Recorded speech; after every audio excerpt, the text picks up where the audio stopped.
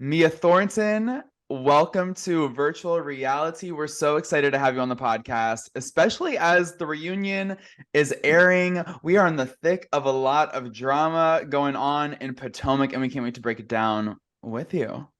Yes, it's a lot to break down for sure.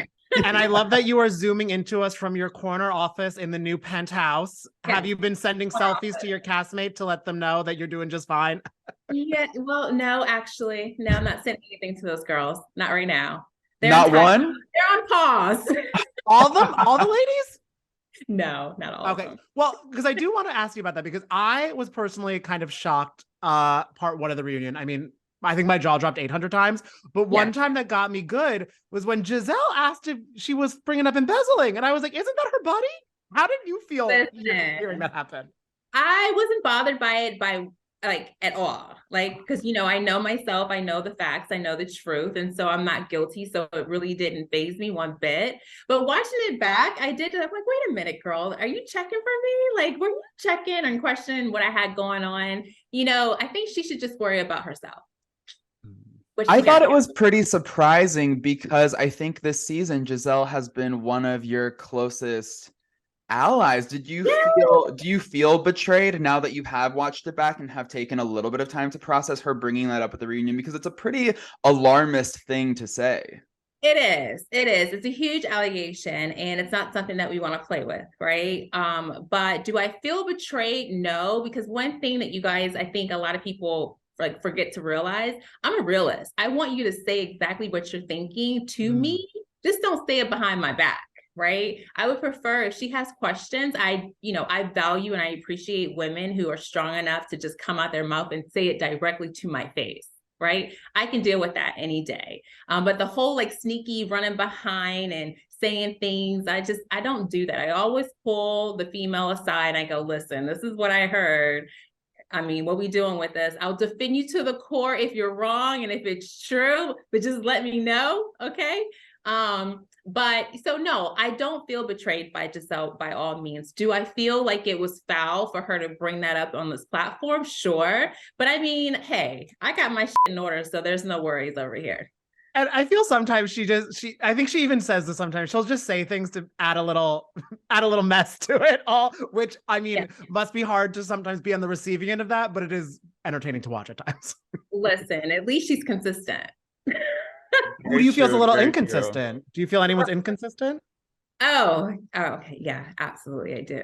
I think there's a lot of people or a lot of these girls that I feel like they're trying to navigate and they're trying to find what you guys are watching. Like they want to put on a show. And meanwhile, I'm over here just looking crazy because I'm just being myself. And I'm like, oh, okay, yeah, people are watching. Whoops, I kind of forgot. But hey, at least I'm being authentic. I'm being real. I can't change that. And it is what it is.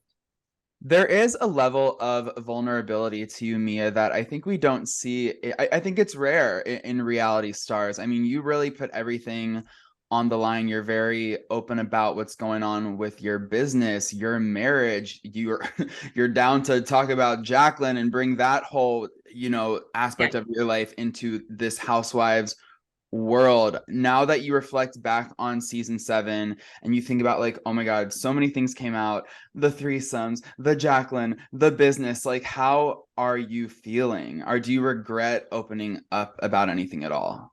No, there's no regrets at all, because at the end of the day, I was being honest. I was being transparent.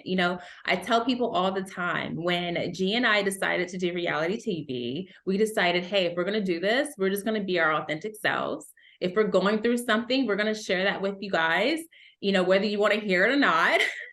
And if we're not going through anything, we're going to share that too. If we feel about a particular way about something and what's going on in society or what's going on with our friend groups, I just feel like I can't just be anything other than our authentic selves. And G and I, this is who we are, and I can't change that. So there's no regrets. I have absolutely none whatsoever. I am a little bit more, reserved in making sure that the words that I use on social media are not to be interpreted as something else. Like, I want to make sure that I'm telling the true story and that you guys are receiving that, because I don't like to be, you know, portrayed as anything other than just being honest and transparent, because that's exactly who I am. Well, I love that you brought up authenticity and social media, because those are two big players in the Real Housewives of Potomac. Yeah. And you talking about that has me, of course, going to Robin and Gizelle, who get called out by your castmates sometimes for not being the most at the forefront with what's going on in their lives. I mean, most notably their podcast episode. How are you feeling about, do you feel that they like should be bringing more to the show, or do you think they're doing what they just want to do and then people should be okay with that? Like, how are you interpreting all of that new saga going on?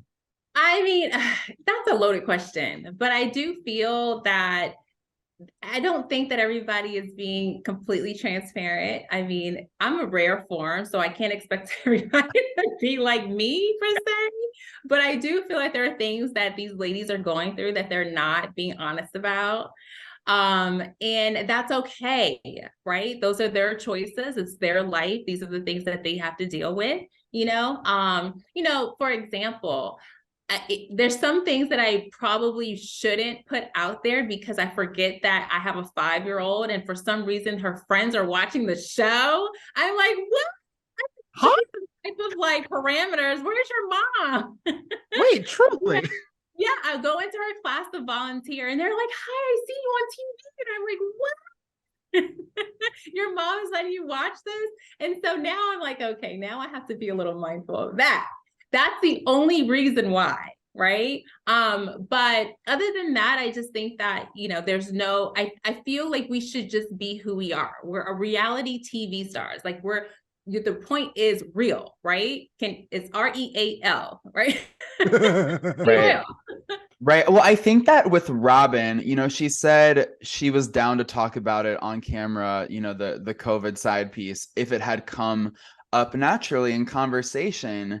So, and you know, on one hand, I don't blame her for not just sort of announcing it randomly, but on the other hand, it's like, well, Gizelle knew, and Gizelle's kind of a secondary producer on the show. She could have come up with like an interesting way to make it part of the season. Do you fault Robin for not bringing it up, or sort of having Gizelle tee her up to bring it up? Like, what are your thoughts there? Oh, you guys, y'all know Robin is my girl, right? We love her. Yeah. We're La Robins over here. We're La Robins, yes. If I had an embellished hat, I'd wear it.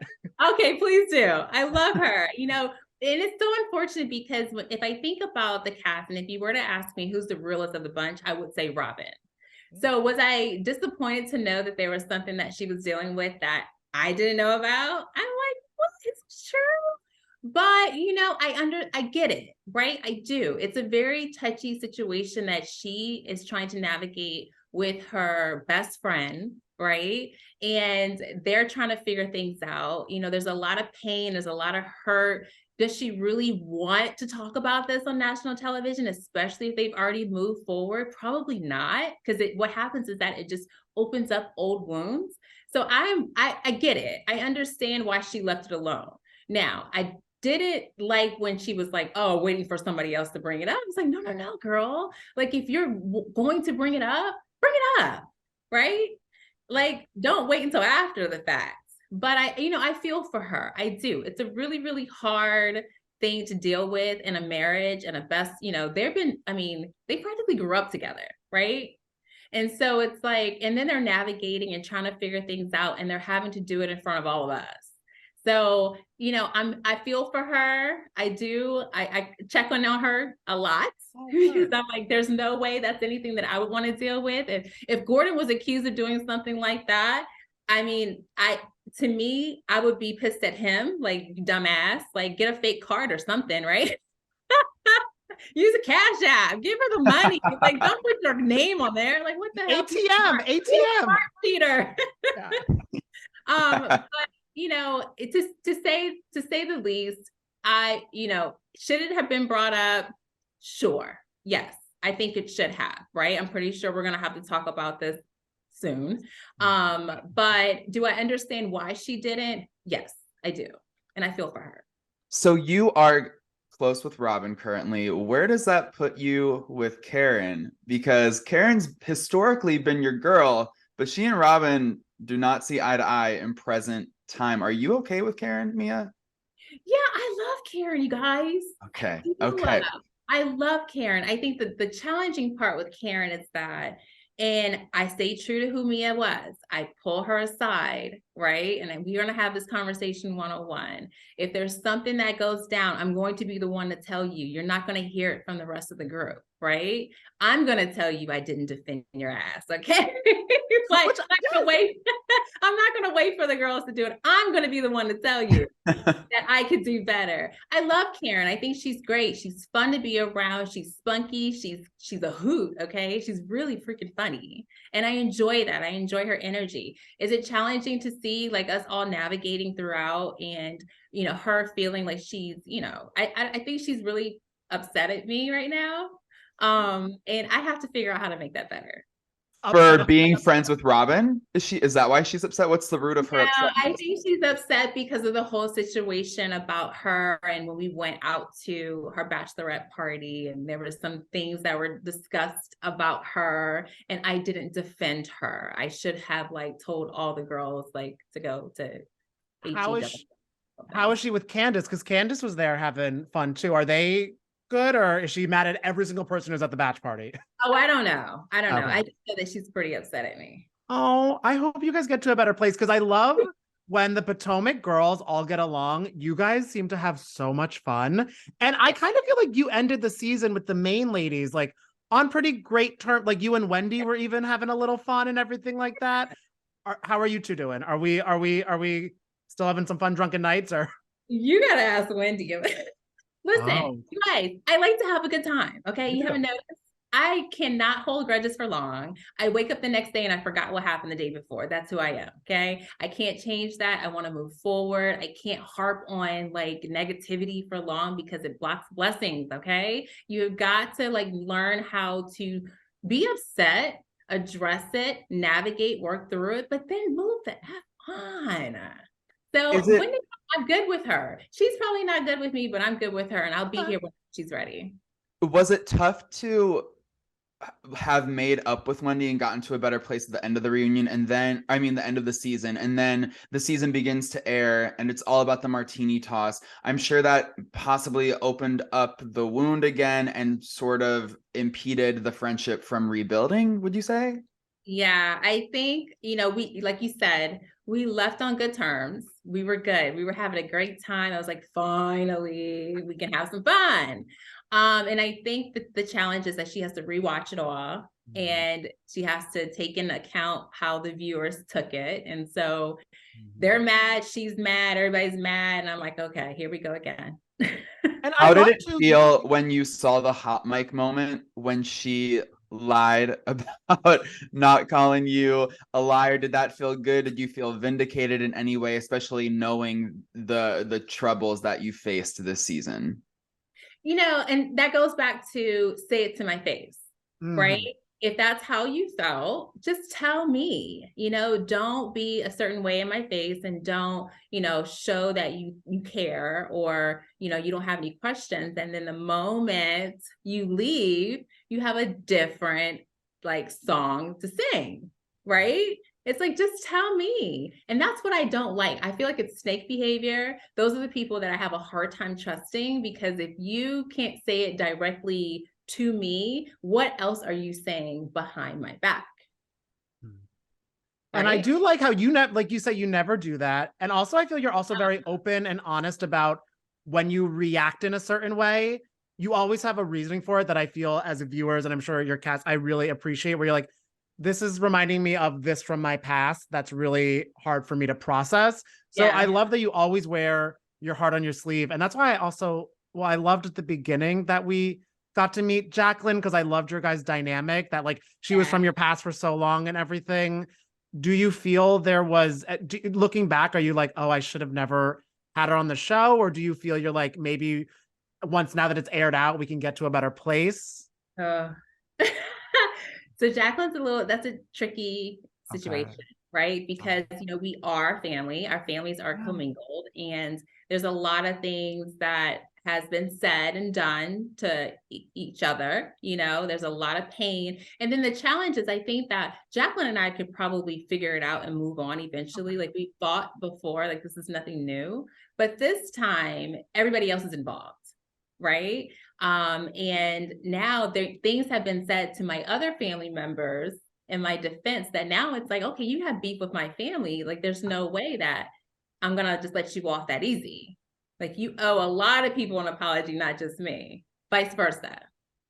What do you think is the crux of your conflict with Jacqueline? Because it was almost hard to keep up with throughout the season. Like, what would you say is the main issue? So I think there was a lot that was done behind the scenes that you guys did not get a chance to see. I mean, the cameras weren't even there to capture it, so there's no way that you guys could see it. But, you know, it was, Jacqueline is, she can be a lot, right? And she needed a lot of help, not just financially, you guys. Like, you know, she wanted to know what to wear and what to do and what to look and what to say. I'm like, okay, I can help you for a little bit, but then you're on your own, okay? And there were things happening that she would do, and I'm like, wait, that didn't happen. And now I'm sitting here having to just go with it. It's going to make me look silly, but sure, I got you, girl. I'm going to go with it. And that'll play out. And so, you know, it was just becoming too stressful. You know, I am a mom, I'm a wife, I'm a business owner. I got all this stuff going on. I can't keep up with all of your, like, you got to do you eventually, girl. I had to, like, you know, cut off the umbilical cord. And once I cut it off, y'all saw it. She didn't like it. What were the conversations with Jacqueline like going into this season? Were you like, hey girl, like I think this would be really fun for you to film the show with me. Like maybe you'll even get a champagne glass. Like what kind of discussions did you have with her? Oh my gosh, I told her, I said, listen, I think you'll be great. You know, the two of us together when we're having fun, it's a lot of fun. Like, we like to have a good time. And she's fun to be around, you know, and we do enjoy, you know, our fun moments are fun moments. And I think that I was telling her, just come in, be yourself. The world would just love you for who you are. You can't pretend to be anything that you're not, and just have a good time. And I also told her that she needs to build her own relationships with these ladies. She cannot just be my friend, right? Because the moment that she's no longer my friend, it's not going to make sense for her to be here. Right. So, you know, I did tell her, I said, build your own friendships with these other ladies. Do you know, you can't just be over here, my representative. You know? She played that part very well. And she does in real life very well. Right. And it's okay. It works for her. And I love her for it. But, you know, this is a different playing field, girl. You got to just, you know, spread, be Jacqueline. I also like too that you didn't have her, like, you weren't like, okay, you need to be my sidekick and you have to do forever. Like you weren't like, she wasn't Deborah, we'll call it. Okay. No. Yeah. No, I actually, you know, I want her, and I wanted her to really come in and make her mark. And I wanted people to get to know her for who she was, unbeknownst to me. Right. Same thing, you know, for instance, with Karen, you know, Karen brought me in, she gave me the same advice. I took it, right? I came in as Karen's friend, but I let you guys know who the heck I was. You sure did. You sure did, Mia. I mean, now that you're reflecting back on this whole experience with Jacqueline, what do you think of the way, like the trajectory of like, oh my God, girl, I'm so excited to Pandora's box. I mean, did you ever expect that it would get that crazy, that you would fall out because of the show? So I actually thought that we would be able to keep it separate, right? But I will tell you, before we started filming, my aunts, my cousins, my mom said, don't bring her on the show. We've seen y'all fight. They were like, she gets really sensitive. And I go, no, she'll get it. The world's going to see it. That won't happen. It happened. So I should have listened. My family did say, Mia, you know, I really think that you should just leave her out of this. And I didn't want to do that. If this is something that she wanted to do and she had the opportunity, I don't block blessings. I really wanted her to come on in and have fun. And, you know, like I said, make her mark unbeknownst to me. But it is interesting because you say that you guys are basically like a family situation, because the way you guys fight, it reminds me of like on Jersey, how they fight, on Beverly Hills, how they fight, where it's like everyone needs to leave the room. If you have Yeah. not known each other for like 20 plus Right. years, run. How, Right. like, did the are the any of your castmates kind of giving you any advice? Are people trying to mend you two together, or are they thinking like you'll need some time apart? Yeah, no. So you guys didn't get a chance to see this, but Gizelle, Robin, shoot, I even think Wendy, for heaven's sakes, was like, y'all need to figure this out. Like, this is weird. And I'm like, listen, there's no talking to her. When she gets mad, she gets mad. Just leave her be. We're gonna go home, we're gonna work it out, and we'll be okay. But y'all need to like don't butt into it. But yeah, the girls were really upset about it. Mainly Robin. Robin was like, girl, work this out. But we know why, right? She works everything out. Yeah, she certainly does. After Jacqueline brought the receipts that she brought to the reunion, how did that impact your friendship? What did you think of the receipts? Were they significant? Were they silly? How did they compare to what was in the bedazzled Pandora's box? So I know Jacqueline like the back of my hand, okay? I knew she was coming out with something because she's a follower, okay? That's the only reason why I came, because I knew, I'm like, this girl, she's gonna come out with a little itty bitty manila folder, and I know her, right? And so I was like, let me just be prepared just in case. Just in case. That's smart. Have it in the back, have it in a little back pocket. Yes. And it was a beautiful box that you had. So Thank you. pretty. It went great with the blue Pandora's dress. box, right? The box of truth. And The box of truth versus the manila envelope of lies. of lies. No, actually, no. Hers was true too. Yeah, no, she had a situation in there that I was like, thank God that you came clean with that, because that was just weird to me. Like, why are we telling that story? So yeah, no, she has some truth in there. Stay tuned. So she brought receipts that exposed herself. Yeah, she did. Okay. Oh, Jacqueline. I'm like, okay, this makes no sense. Like, you should have said, like, in that you should have held to the core. Whatever you said, stick with it, girl. But okay. Mia, what was your overall feeling leaving the reunion? Did you feel in a better place personally? Did you feel like you got to a better place with any of the ladies in particular? What was the vibe? Listen, I was tired. It was ready to go home. My babies. That was the vibe. No. I felt good. Honestly, I felt like the reunion was just like, hey, we're just gonna sit here and we're just gonna talk about all our problems and how much we hate each other. Okay, great. And and it was good. Like, I didn't have any feelings really. I wasn't upset. There weren't any moments where I felt like, oh my God, like I can't do this anymore. I've had other moments like that, right? But I was good. I'm like, okay, we covered it all. It's a wrap. I feel like you were kind of the MVP of the reunion, because I don't know, Danny, I don't know if you were paying attention, but during part 1 of the reunion, Mia, your side commentary about the whole Ashley and Michael Secure the situation bag. actually hysterical. She needed another baby. She didn't secure the bag. Also, when the comparisons were made between Michael and Luke, you're like, no, Michael he's not intimidated by little Luke. What are your just overall thoughts about this whole Luke and Ashley, Michael, the house, the money, the prenup? Like, it's a lot.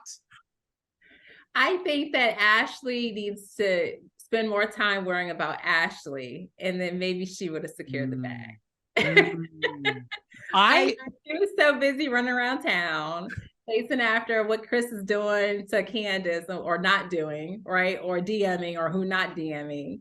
And I'm like, girl, you should have just been DMing like your next thing. Like, you need to find a man. Clearly, you need to secure the bag.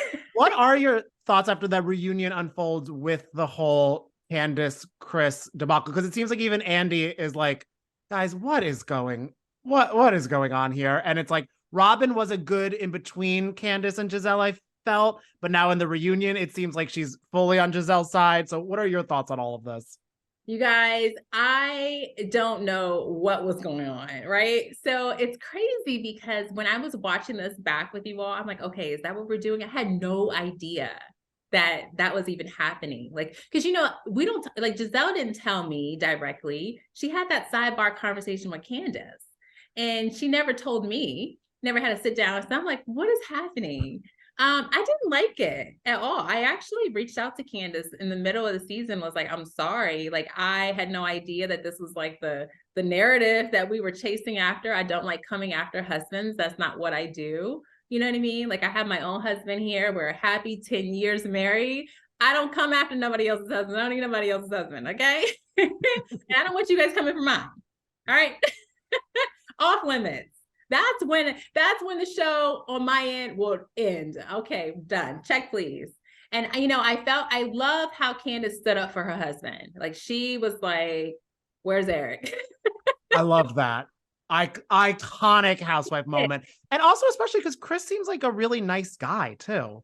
I love Chris. Yeah. I do. I think he's a lot of fun. And I think that, unfortunately, he feels comfortable with us. Mhm. Right? He does. And he should. He's not coming for us. Like, he has his own wife at home, but he should feel comfortable like a brother. And I don't want him to feel uncomfortable with us. So I didn't like it at all.